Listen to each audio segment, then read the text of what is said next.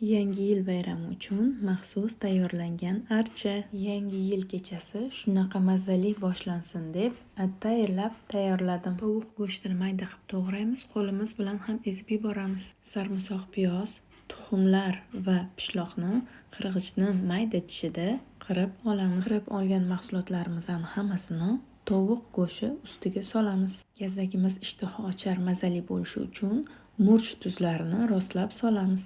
Mayonezni solib bir xil ko'rinishga kelguncha aralashtiramiz. Ukrop ko'katini bandsiz yaproqli joyini olib mayda qilib to'g'raymiz. Oldindan tayyorlab olgan gazakimizga shakl beramiz. Agar gazakka ko'p mayonez solinsa shaklga kirmaydi. Shunga ahamiyatliroq bo'lish kerak. Shakl berilgan gazaklarimizni mayda qilib to'g'ralgan ukrobga dumalatib singdirib olamiz.